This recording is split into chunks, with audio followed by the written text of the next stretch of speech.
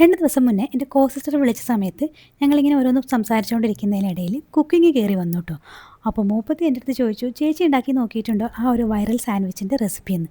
ഞാൻ പറഞ്ഞില്ലടാ, ഞാൻ ഉണ്ടാക്കി നോക്കിയിട്ടില്ല എന്ന് പറഞ്ഞു. ഇനി ട്രൈ ചെയ്ത് നോക്കാൻ വല്ല ഉദ്ദേശം ഉണ്ടെങ്കിൽ ഞാനൊരു റെസിപ്പി അങ്ങ് ഷെയർ ചെയ്ത് തരാം, അത് നോക്കി ഉണ്ടാക്കിയാൽ മതി, എൻ്റെ ഫ്രണ്ട് ഉണ്ടാക്കി നോക്കിയിട്ട് അടിപൊളിയാണെന്ന് പറഞ്ഞെന്ന്. അവളെനിക്ക് അപ്പം തന്നെ ആ വീഡിയോ ഷെയർ ചെയ്ത് തന്നു കേട്ടോ. ഞാൻ നോക്കിയപ്പോൾ പത്മരാജ് രതീഷിൻ്റെ വീഡിയോ ആണേ. ഞാൻ ആ വീഡിയോ ഇങ്ങനെ കണ്ടുകൊണ്ടിരിക്കുക കേട്ടോ. അപ്പോൾ എൻ്റെ മോൾ അടുത്ത് വന്നിരുന്നു. അവൾ ശ്രദ്ധിച്ചത് കുക്കിംഗ് അല്ല കേട്ടോ, അവൾ ശ്രദ്ധിച്ചത് പത്മരാജൻ്റെ കണ്ണാണേ.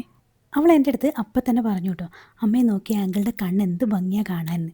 അപ്പോൾ ഞാൻ അവളുടെ അടുത്ത് പറഞ്ഞു, ആ അങ്കിളിനെ കാണാൻ അങ്കിളുടെ അച്ഛനെ പോലെയാണെന്ന്. അപ്പോൾ ഒബ്വിയസ്ലി നെക്സ്റ്റ് ക്വസ്റ്റ്യൻ ഉണ്ടാവുമല്ലോ, അച്ഛൻ ആരാണെന്നുള്ളത്. ഞാൻ പെട്ടെന്ന് ഗൂഗിളിൽ സെർച്ച് ചെയ്തിട്ട് ആക്ടർ രതീഷിനെ കാണിച്ചു കൊടുത്തു കേട്ടോ. അവളുടെ മറുപടിയാണ് എന്നെ ശരിക്കും ഞെട്ടിച്ചത്. ഓ, ഈ അങ്കിളാണോ, ഈ അങ്കിളിനെ ഞാൻ മൂവീസിലൊക്കെ കണ്ടിട്ടുണ്ടല്ലോ എന്ന്. പക്ഷേ അവളുടെ ആ ഒരു ഡയലോഗ് ഉണ്ടല്ലോ, എനിക്ക് അത്ര വിശ്വസിക്കാൻ പറ്റുന്നുണ്ടായിരുന്നില്ല. ഞാൻ അവളുടെ അടുത്ത് 2ഓ 3ഓ പ്രാവശ്യം ചോദിച്ചിട്ടുണ്ട്, നിനക്ക് ശരിക്കും അറിയോ ഈ അങ്കിളിനെ നീ കണ്ടിട്ടുണ്ടോ എന്ന്.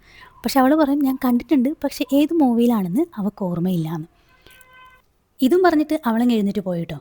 പക്ഷേ ഐ ഫീൽ ഗുഡ്. കാര്യം എന്താണെന്ന് വെച്ചാൽ അവളുടെ ഏജുള്ള ഒരു കുട്ടി അവളുടെ ഗ്രാൻഡ് പാരൻസിൻ്റെ ഏജുള്ള ഒരു ആക്ടറിനെ, അതും നോമോർ ആയിട്ടുള്ള ഒരു ആക്ടറിനെ തിരിച്ചറിയാമെന്ന് പറഞ്ഞാൽ ഇറ്റ്സ് പ്രിറ്റി കൂൾ തിങ്.